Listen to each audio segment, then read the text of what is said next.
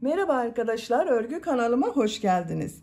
Minik kız çocuklarımız için hem kolay hem de güzel tığ işi bebek yeleği yaptım. Bugün bu yelek anlatımını sizlerle paylaşmak istiyorum.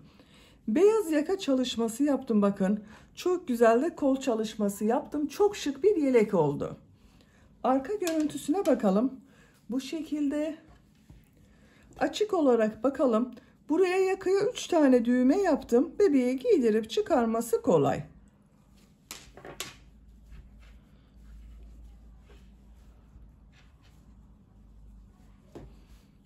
Yelek örgüsüne yakadan zincir yaparak başlıyoruz. Ben bugün bu yeleğin anlatımını 6-12 ay arası bebek ölçüsüne göre yapıyorum. Ama siz bu yeleği yeni doğan bebek için yapabilirsiniz. 1, 2, 3, 5 her yaş çocuklarınız için yapabilirsiniz. Yetişkinler için de uygun bir model arkadaşlar. 0-1 yaş arası çocuk için benimle aynı sayıda başlayabilirsiniz. Bu yaka arttırma sırasını benim yaptığımdan bir sıra önce bitirirseniz 3 aylık bebek için olur. Bu yaka arttırma sırasını benim yaptığımdan bir sıra fazla yaparsanız 1-2 yaş arası çocuklarınız için olur. Daha büyük çocuklar için yapmak istiyorsanız da bu yakadan başlama zincirini 8, 10, 12 zincir fazla yaparak daha büyük çocuklar için yapabilirsiniz. Düğmeleri söyledim. Bakın 3 tane düğme yaptım. Siz isterseniz tamamını düğmeli yapabilirsiniz. Yaka örgüsü de çok güzel arkadaşlar. Beyaz renkli yaptım. Siz tercihinize göre bunu kendi rengiyle devam edebilirsiniz. Bu yelek örgüsünde iplik olarak pembe renk iplik kullandım. 100 gram iplik üzerinde 330 metre var.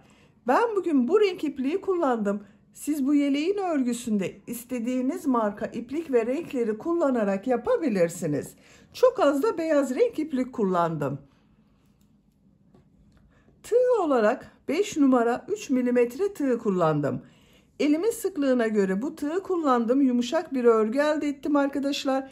Sizin eliniz sıkıysa yaptığınız tığ işi örgü hem sert olur hem de yaptığınız örgü benim yaptığım örgüden daha küçük ölçüde olur. Eliniz sıkıysa 3,5-4 milimetre tığları kullanırsanız daha güzel olur. Yeleğin ölçülerini videonun sonunda ölçerek gösteriyorum. Tekrar ölçerek vakit geçirmek istemiyorum. İpliğe tığ hazırlayalım. Hep birlikte bu kolay ve güzel yelek örgüsüne başlayalım. Örgü kanalıma abone değilseniz abone olmayı unutmayın lütfen. Örgü kanalıma abone olmak ücretsiz. Örgü kanalıma ücretsiz abone olup orada bulunan zil şeklini dokunarak açık yaparsanız kanalıma video yüklediğim zaman ilk önce size bildirim gelir. Örgülerimden herkesten önce sizin haberiniz olur. İzlediğiniz videolarıma beğeni ve yorumlarınızı yaparsanız çok sevinirim arkadaşlar. Beğeni ve yorumlarıyla destek olan bütün arkadaşlara ayrıca teşekkür ederim. Hepinize kolay gelsin. İyi çalışmalar. Örgüye yakadan zincir yaparak başlıyoruz. İlk ilmeği ben bu şekilde yapıyorum. Size nasıl kolay geliyorsa o şekilde yapabilirsiniz. Zincirleri yapmaya başlıyorum. Çok sıkı zincirler yapmıyorum. 66 zincir yapalım. 66 zincir yaptım. Çok sıkı zincirler yapmadım arkadaşlar bakın. Bu 66 zincirin kaç santimetre olduğunu ölçüyorum.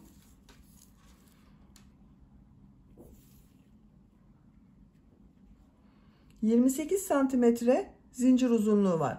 Benim elimin sıklığına göre 28 santimetre için 66 zincir yaptım arkadaşlar.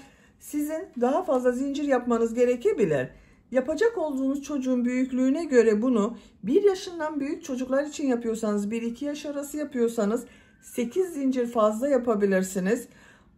74 zincir iyi gelecektir. Yeni doğan bebek için yapıyorsanız da 3 aylık bebek için yapıyorsanız da 4 zincir eksik yapabilirsiniz. Şimdi bu zincirler üzerine trabzan yapıyorum. Tığ üzerine iplik arıyorum. 3 ilmek atlıyorum. 1, 2, 3, 4. ilmeğe trabzan yapıyorum. 2 defa da çıkardığım trabzan. Her ilmek üzerine bir trabzan yapıyorum.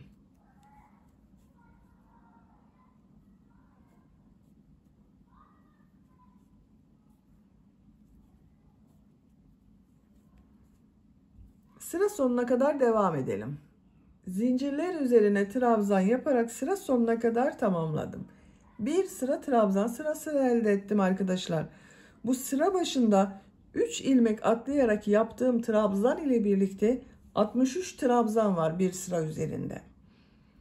İkinci sıradayım. Bir zincir yapıyorum, örgüyü çeviriyorum.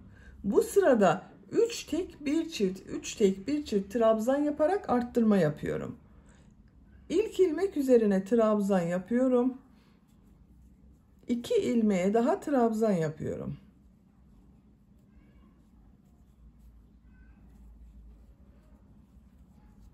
Üç trabzan yaptım. Dördüncü ilmeğe 2 trabzan yapıyorum. Aynı ilmek içine 2 trabzan yapıyorum. 3 ilmeğe 1 trabzan yapıyorum.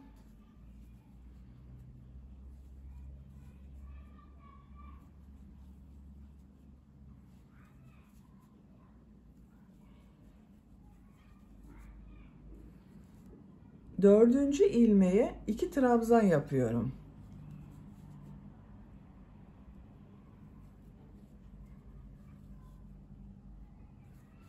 Üç ilmeğe bir trabzan yapıyorum.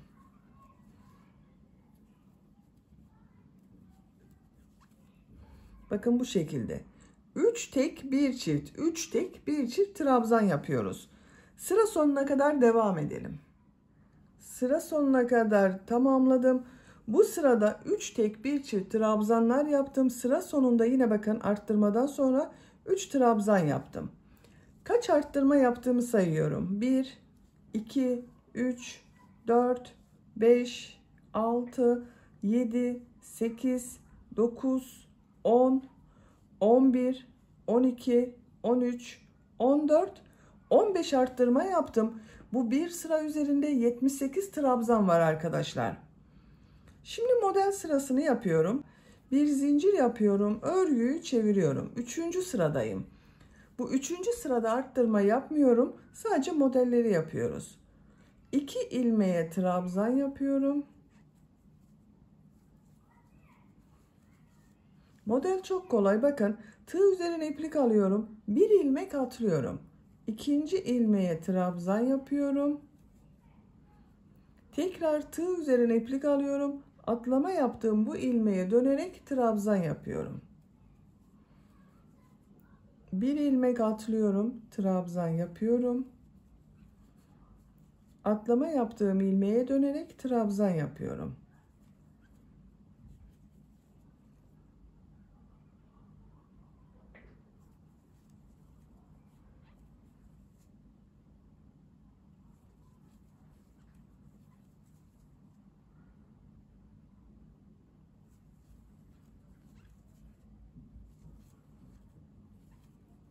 Bu şekilde modeller oluşuyor bakın.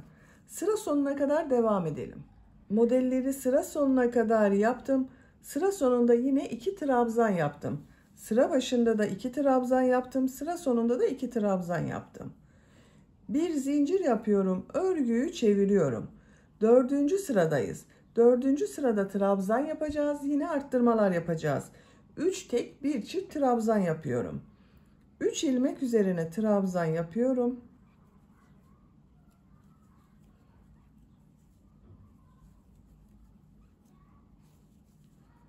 Dördüncü ilmeğe 2 trabzan yapıyorum.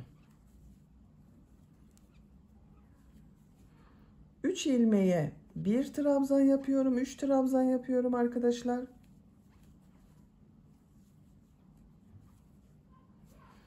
Dördüncü ilmeğe 2 trabzan yapıyorum. 3 tek bir çift trabzan yaparak sıra sonuna kadar devam edelim. Sıra sonuna kadar 3 tek bir çift trabzan yaptım. Çift yaptığım trabzandan sonra bakın 2 ilmeğe birer trabzan yaptım arkadaşlar. Burada 3 trabzan denk gelmedi. 2 trabzan yaptım. Dördüncü sırada 19 arttırma yaptım. 19 ilmek üzerine çift trabzanlar yaptım. Bu bir sıra üzerinde 97 trabzan var. 5. sıradayım. Bir zincir yapıyorum, örgüyü çeviriyorum. Model sırası yapıyoruz. 2 ilmek üzerine trabzan yapıyorum. Bir ilmek atlıyorum, trabzan yapıyorum. Atlama yaptığım ilmeğe dönerek trabzan yapıyorum.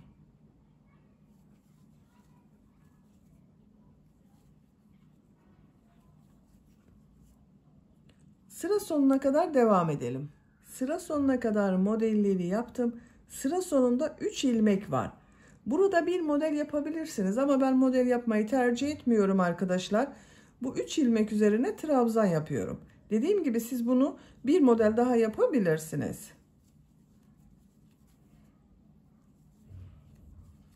Bakın 3 trabzan yaptım. Bu sırada modelleri yaptık. Hiç arttırma yapmadım. 6. sıradayım. Bir zincir yapıyorum. Örgüyü çeviriyorum. 3 ilmek üzerine trabzan yapıyorum. Arttırma sırasındayız arkadaşlar.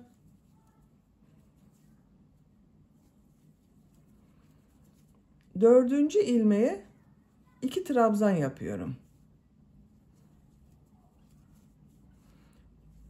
3 ilmeğe trabzan yapıyorum.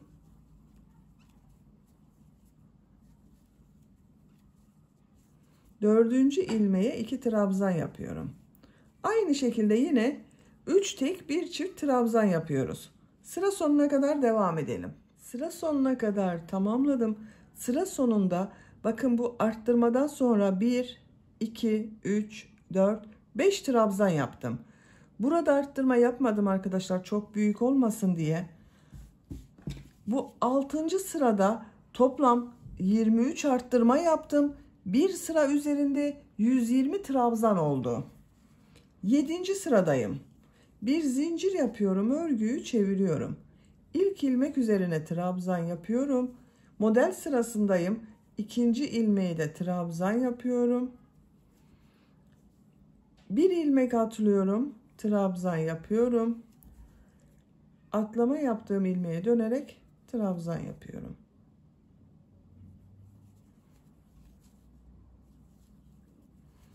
Bakın yine aynı şekilde model yapıyoruz. Sıra sonuna kadar devam edelim. Bir sonraki sırada yine burada yaptığımız gibi 3 trabzanı tek trabzan, 4. trabzanları çift trabzan yapalım. Arttırmalara devam edelim. Yakanın görüntüsü bakın bu şekilde arkadaşlar.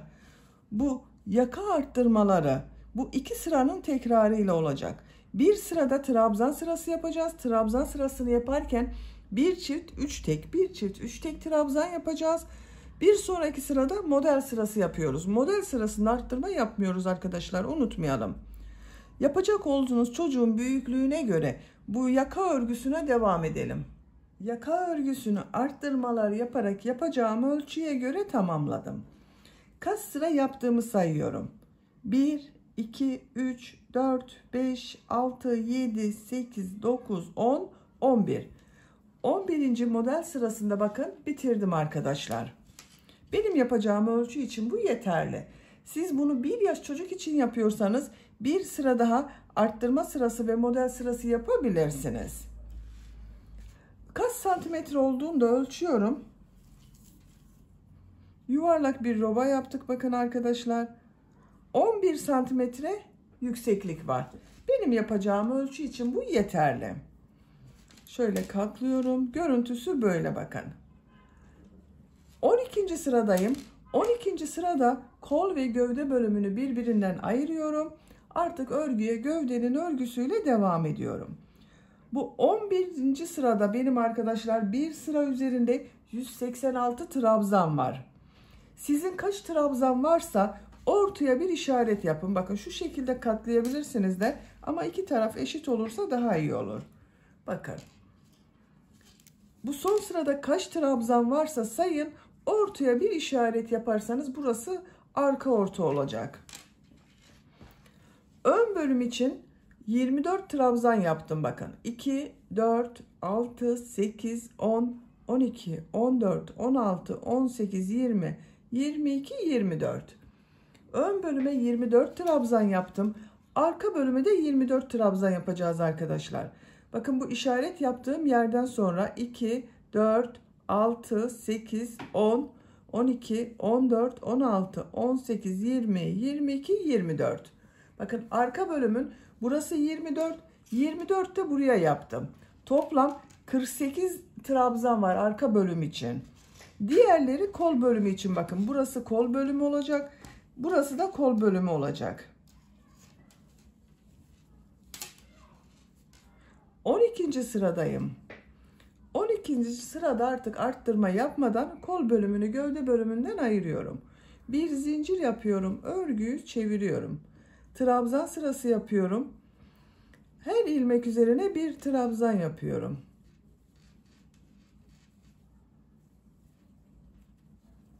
...24 ilmek ayırdım bakın buraya. Buraya kadar devam edelim. Ön bölüm için 24 trabzan yaptım. 2, 4, 6, 8, 10, 12, 14, 16, 18, 20, 22, 24. Tığ üzerine iplik alıyorum. Kol için ayırdığım bakın bütün ilmekleri atlıyorum. Bu işaret yaptığım ilmeğe trabzan yapıyorum.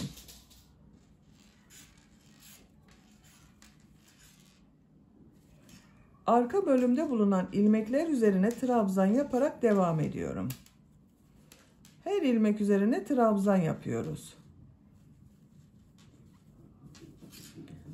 Bu kol için işaret yaptığım bu ilmeğe kadar trabzan yaparak devam edelim. Arka bölüm için 48 trabzan yaptım. Tığ üzerine iplik alıyorum. Bu kolda ayırdığım ilmekleri bakın atlıyorum. Diğer ön bölüm için bu ilk ilmek üzerine trabzan yapıyorum. Diğer ilmeklere trabzan yaparak devam ediyorum.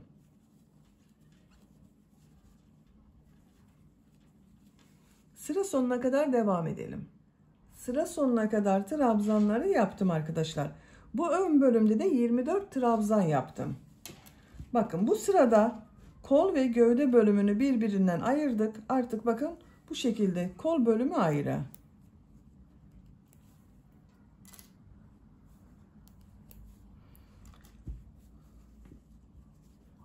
Gördüğünüz gibi bu şekilde oldu arkadaşlar.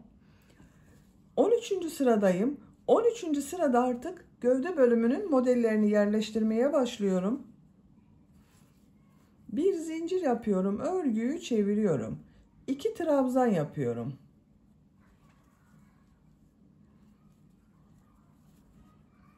Tığ üzerine iplik alıyorum. Bir ilmek atlıyorum. İkinci ilmeğe bir trabzan, 2 zincir, bir trabzan yapıyorum.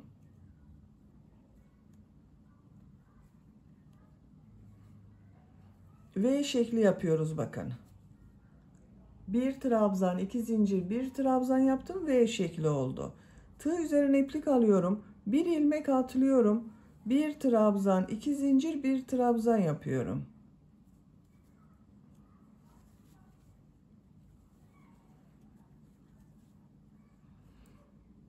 Bir ilmek atlıyorum. Bir trabzan, 2 zincir, bir trabzan yapıyorum.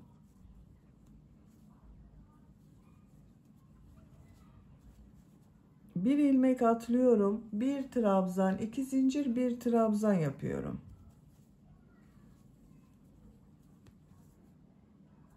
Bu şekilde V şekilleri yaparak sıra sonuna kadar devam edelim. Sıra sonuna kadar V şekilleri yaptım. Sıra sonunda 2 ilmek var. Tığ üzerine iplik alıyorum. 2 ilmeğe trabzan yapıyorum. Bakın bu şekilde oldu arkadaşlar. V şekilleri yaptık. Bir zincir yapıyorum. Örgüyü çeviriyorum. 2 ilmek üzerine trabzan yapıyorum. Tığ üzerine iplik alıyorum. V şekli içine 3 trabzan yapıyorum. 1 2 3. Tığ üzerine iplik alıyorum. Diğer V şekli içine de 3 trabzan yapıyorum. 1 2 3. 3 trabzan yapıyorum. 1 2 3. Bakın, her V şekli içine 3 trabzan yaparak sıra sonuna kadar devam edelim. Sıra sonuna kadar tamamladım. Bu sırada V şekilleri içine 3'er trabzan yaptım. Sıra sonunda 2 ilmeğe de 2 trabzan yapıyorum. Bakın, birer defa trabzan yapıyorum. Bu 2 trabzan örgü bitesiye kadar devam edecek arkadaşlar. Şimdi tekrar V şekli yaptığımız sıradayım. Bir zincir yapıyorum, örgüyü çeviriyorum. 2 trabzan yapıyorum. Tığ üzerine iplik alıyorum. Bir ilmek atlıyorum. İkinci ilmeğe, bakın burada 3 trabzan yaptım. Ortada bulunan ilmek üzerine yapıyoruz. Bir trabzan, 2 zincir, bir trabzan yapıyorum. Tığ üzerine iplik alıyorum. 2 ilmek atlıyorum. Bakın, yine bu 3 trabzanın ortada bulunan trabzan üzerine bir trabzan, 2 zincir, bir trabzan yapıyorum.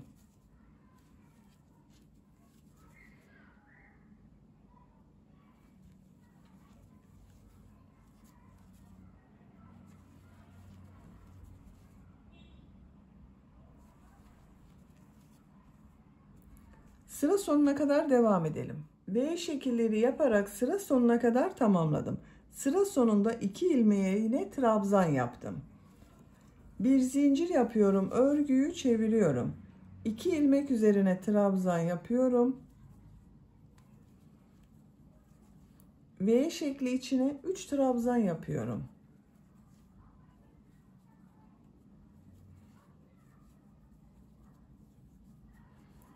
Diğer V şekli içine de 3 trabzan yapıyorum.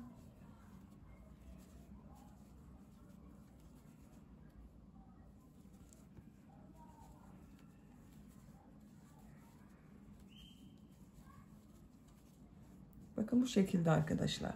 Bir sonraki sırada yine V şekli yapacağız. Gövde bölümünün örgüsü bu şekilde devam edecek.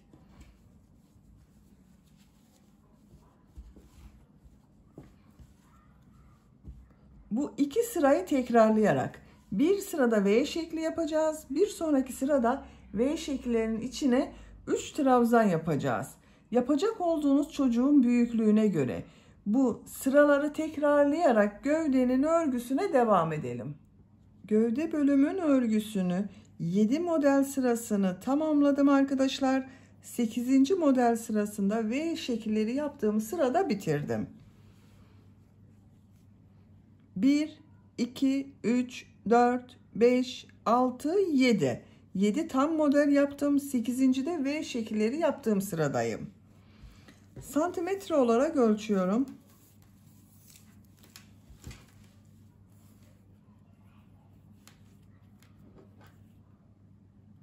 17 santimetre yükseklik var. Benim yapacağım ölçü için bu yeterli. Siz biraz uzun olsun istiyorsanız bir model sırası daha devam edebilirsiniz. 8 modeli tamamlayıp 9. sırada bu V şekillerinde bitirebilirsiniz. Son sırayı yapıyorum. Bir zincir yapıyorum. Örgüyü çeviriyorum. İlk ilmek üzerine sık iğne yapıyorum.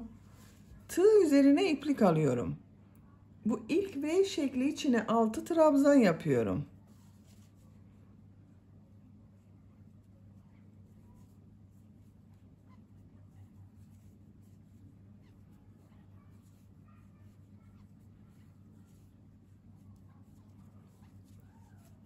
Altı trabzan yaptım. Tığ üzerine iplik almadan diğer V şekli içine sık iğne yapıyorum. Tığ üzerine iplik alıyorum. Diğer V şekli içine 6 trabzan yapıyorum.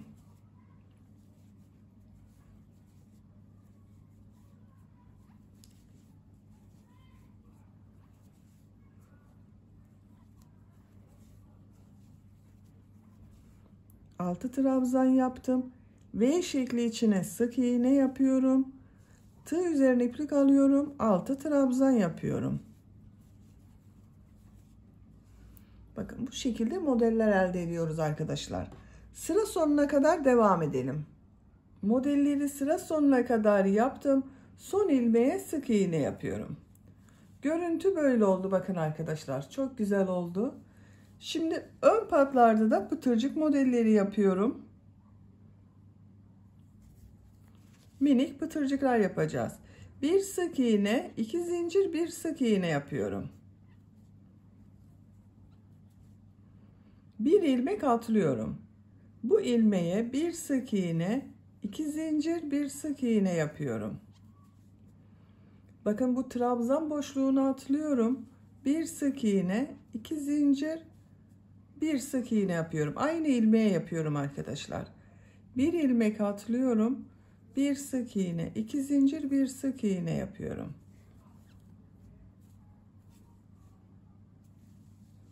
Bu kol bölümünü ayırdığımız, bakın bu sıraya kadar pıtırcık modelleri yaparak devam edelim. Ön patta pıtırcık modelleri yaparak buraya kadar tamamladım. Bakın arkadaşlar, kol bölümünü ayırdığım sıraya düğme iliği yapacağız. Bu yaka bölümünün buraya 3 tane düğme iliği yapmak istiyorum. Birisini hemen bu yakanın başlangıcına, ikincisini buraya bakın arkadaşlar. Bu kol bölümünü ayırdığım sıra bakın. Üçüncüsünde ikisinin ortasına. Bakın buraya.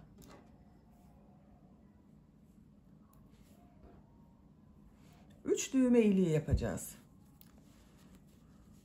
Bu ilmeği atlıyorum. İşaret yaptığım bu ilmeğe bir sık iğne yapıyorum. Düğme iliği için 7 zincir yapıyorum. Aynı ilmeğe sık iğne yapıyorum. Bakın ilk düğme iliğini yaptım. Bir ilmek atlıyorum. İkinci ilmeğe bir sık iğne, 2 zincir, bir sık iğne yapıyorum. Bu trabzan sırasını atlıyorum. Bir sık iğne, 2 zincir, bir sık iğne yapıyorum.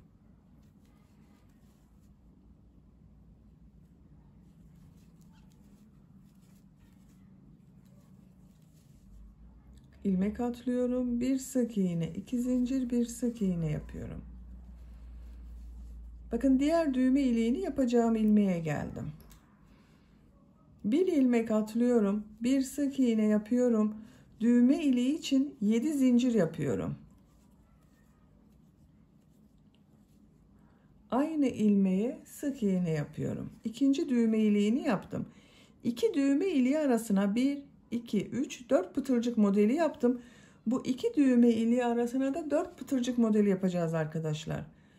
İlmek atlıyorum. Bir sık iğne, 2 zincir, bir sık iğne yapıyorum.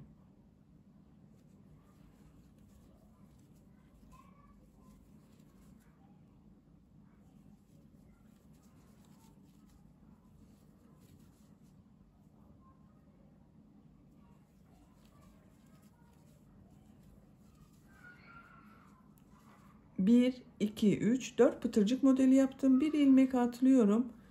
Bir sık iğne yapıyorum. Düğme iliği için 7 zincir yapıyorum.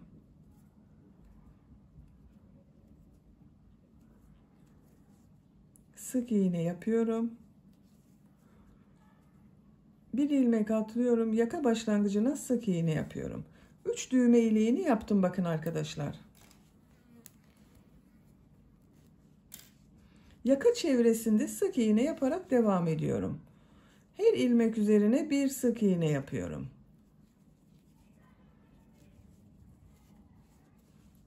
Diğer ön pata da pıtırcık modelleri yapacağız.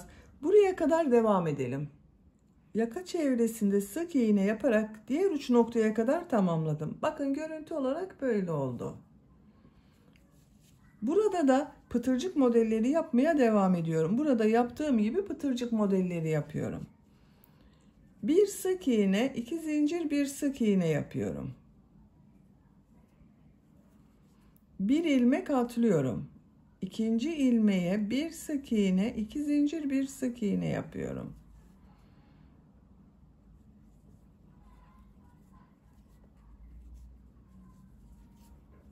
Bakın pıtırcık modelleri oluşuyor. Sıra sonuna kadar devam edelim. Pıtırcık modelleri yaparak sıra sonuna kadar tamamladım. Son yaptığım pıtırcık modeli Bu ilmek ile ilmek kaydırma yaparak bitiriyorum. İpliği kesiyorum. Bakın arkadaşlar, bu tarafta pıtırcık modelleri bu şekilde göründü. Düğmelerini de diktim ben. 3 tane düğme diktim bakın buraya. Yaptığım bu düğme iliklerinin tam karşısına düğmelerini diktim. Şimdi buna bir de yaka çalışması yapmak istiyorum. Beyaz renkli iplik kullanıyorum. Modelli yaka yapacağız arkadaşlar. Modelleri yapmak için ilk başta bir kafes örgüler yapıyorum. Üst zincirden oluşan kafes örgüler yapıyorum. Bakın bu birinci değil, ikinci ilmekten ipliği bağlıyorum.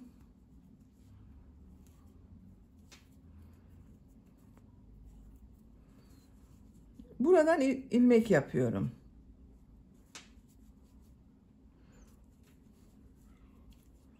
Üç zincir yapıyorum.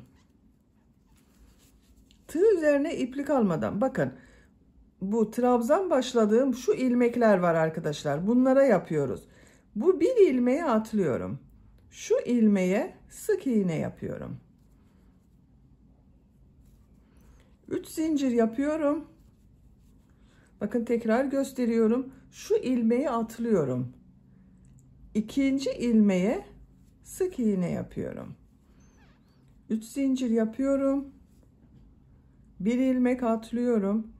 İkinci ilmeği şu şekilde alarak sık iğne yapıyorum.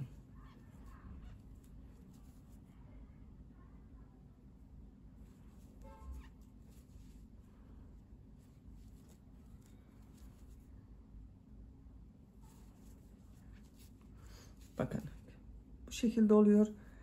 Sıra sonuna kadar devam edelim. Sıra sonuna kadar tamamladım. Bakın bu şekilde kafes modelleri yaptım arkadaşlar. Kaç model yeri yaptığımı sayıyorum. 2, 4, 6, 8, 10, 12, 14, 16, 18, 20, 22, 24, 26, 28, 29 kafes oluştu bakın.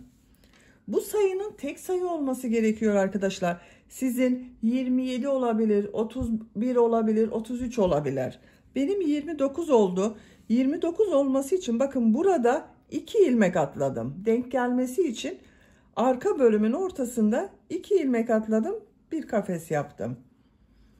Sıra sonunda yine burada bir ilmek boş kaldı bakın. 4 zincir yapıyorum. Örgüyü çeviriyorum. Bu sırada bu 3 zincirler üzerine V şekilleri yapacağız. Tığ üzerine iplik alıyorum. Bu 3 zincir üzerine bir trabzan yapıyorum. İlk V şeklini bu şekilde oluşturuyorum. Tığ üzerine iplik alıyorum. İkinci V şekli içine bir trabzan, 2 zincir, bir trabzan yapıyorum.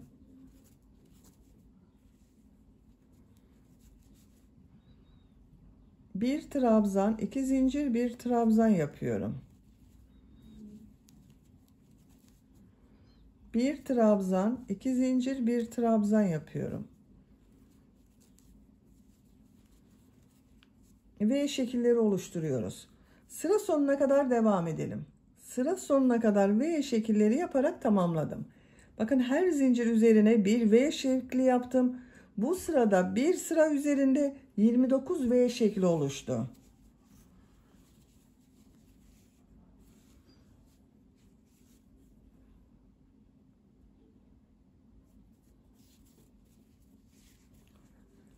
İki zincir yapıyorum. Bu sırada bu V şekillerinin içine 2 trabzan, 2 zincir, 2 trabzan yapıyorum. Bu 2 zincirde bir trabzan oluyor. Bir trabzan yapıyorum. 2 zincir yapıyorum. 2 trabzan yapıyorum.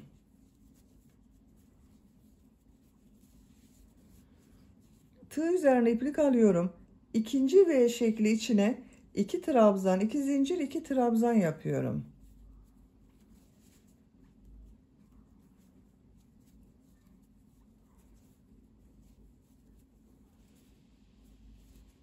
Diğer V şekli içine de 2 trabzan, 2 zincir, 2 trabzan yapıyorum.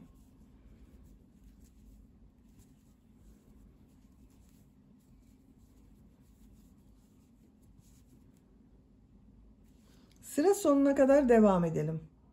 Sıra sonuna kadar modelleri yaptım. Son V şekli içine de 2 trabzan, 2 zincir, 2 trabzan yaptım. 3 sırayı bitirdik. Yakanın şeklini görelim.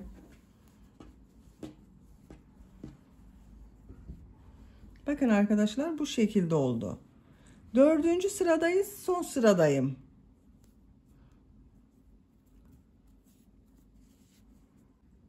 Örgüyü çeviriyorum. İlk ilmek üzerine bir sık iğne yapıyorum. Tığ üzerine iplik alıyorum. Bu ilk model ortasında bulunan 2 zincir üzerine 7 trabzan yapıyorum.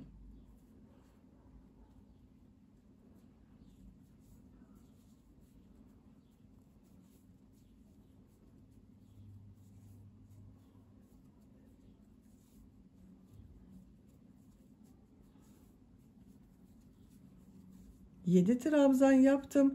Tığ üzerine iplik almadan ikinci model ortasına sık iğne yapıyorum. Tığ üzerine iplik alıyorum. Diğer model ortasına 7 trabzan yapıyorum.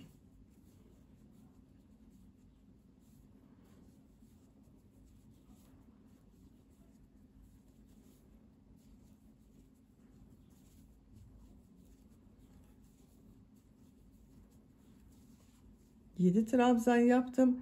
Diğer model ortasına sık iğne yapıyorum. 7 trabzan yapıyorum. Bu şekilde modeller yapıyoruz arkadaşlar. Sıra sonuna kadar devam edelim. Sıra sonuna kadar modelleri yaptım. Son model üzerine de 7 trabzan yaptım. Bu ilmeğe sık iğne yapıyorum. Yaka örgüsünü bitiriyorum. İpliği kesiyorum.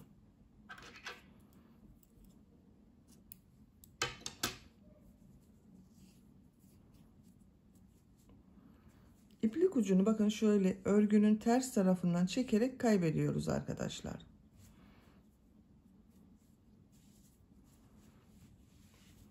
Yaka örgüsü bu şekilde oldu.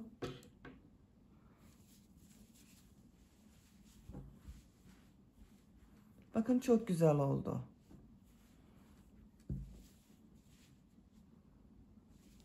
Şimdi kol örgülerini yapalım.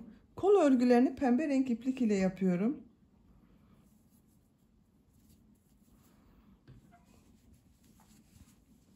Kol altından ipliği bağlıyorum.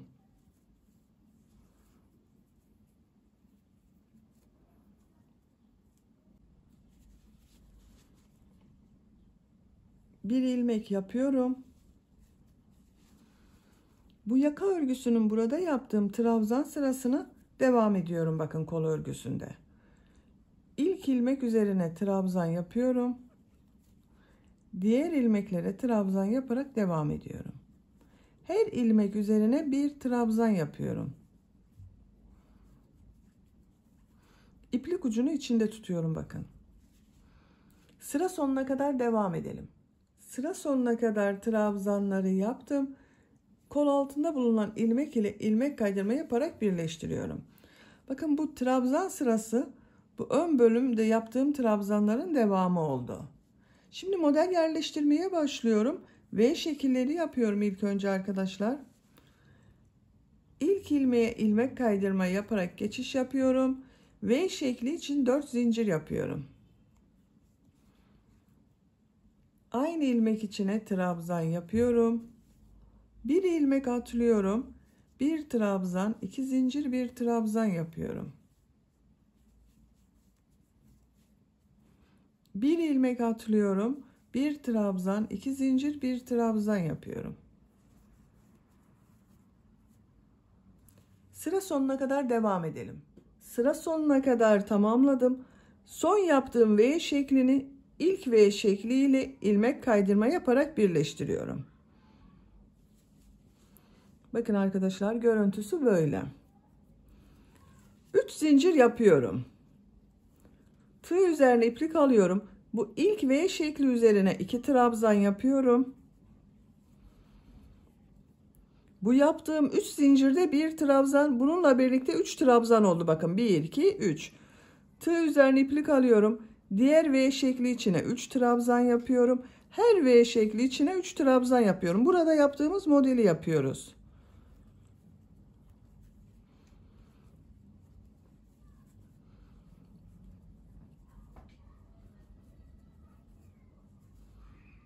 Sıra sonuna kadar devam edelim. Sıra sonuna kadar tamamladım. Son V şekli içine de 3 trabzan yaptım. Sıra başında yaptığım üst zincir var. Bu 3. zincire tığ takıyorum, ilmek kaydırma yapıyorum, birleştiriyorum. Bakın sırayı birleştirdik. V şekli yaptığım sıradayım. İlmek kaydırma yaparak bu ortada bulunan ilmeğe geçiş yapıyorum. 4 zincir yapıyorum. Aynı ilmeğe trabzan yapıyorum. İlk V şeklini yaptım. 2 ilmek atlıyorum. Bu 3 trabzanın ortada bulunan ilmek üzerine bir trabzan, 2 zincir, bir trabzan yapıyorum. Bakın 2 ilmeği atlıyorum. Bu 3 trabzanın ortada bulunan ilmeğe bir trabzan, 2 zincir, bir trabzan yapıyorum. V şekilleri yapıyoruz. Sıra sonuna kadar devam edelim. Sıra sonuna kadar tamamladım. Son V şeklini ilk V şekli ile ilmek kaydırma yaparak birleştiriyorum. Bakın görüntüsü böyle oldu. Dalgalı bir kol elde ediyoruz arkadaşlar. Son sırayı yapıyorum. Tığ üzerine iplik alıyorum. Bu ilk V şekli içine 5 trabzan yapıyorum.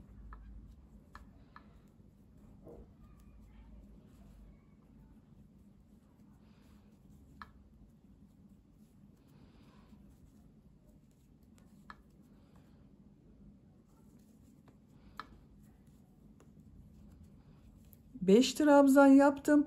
2 V şekli ortasında bulunan bu boşluğa sık iğne yapıyorum. Tığ üzerine iplik alıyorum. Diğer V şekli içine 5 trabzan yapıyorum.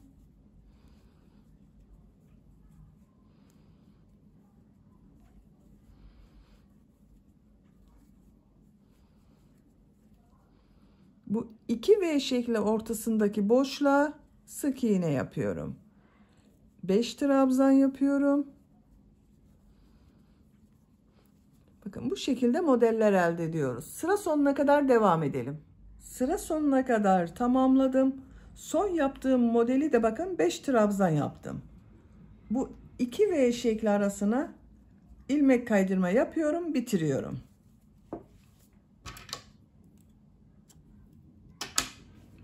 İpliği kestim. Bakın arkadaşlar kol örgüsü böyle oldu. Çok güzel oldu. Diğer kol örgüsünde aynı şekilde başladım, bitirdim. Böylece yelek örgüsünü bitirdim. Bakın çok güzel oldu. Çok şık bir yelek yaptık. Düğmelerini takıyorum.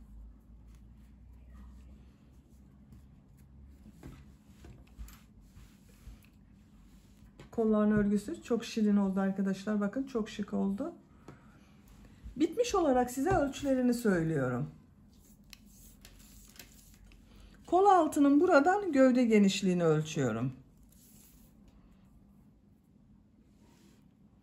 25 santimetre. Yüksekliğini ölçüyorum. Omuzdan tam yükseklik 32 santimetre. Kol altından yüksekliği ölçüyorum. 19 santimetre yükseklik var. 6 aylık bebek için güzel oldu. 6-12 aylık arası bebekler için yaptım arkadaşlar. Beni dinlediğiniz ve izlediğiniz için hepinize çok teşekkür ederim. Örgü kanalıma abone değilseniz abone olmayı unutmayın lütfen. Örgü kanalıma abone olmak ücretsiz. Örgü kanalıma ücretsiz abone olup orada bulunan zil şeklini dokunarak açık yaparsanız kanalıma video yüklediğim zaman ilk önce size bildirim gelir. Örgülerimden herkesten önce sizin haberiniz olur. İzlediğiniz videolarıma beğeni ve yorumlarınızı yaparsanız çok sevinirim arkadaşlar. Sizlerle yeni örgülerde görüşmek dileğiyle. Hoşça kalın, sevgiyle kalın.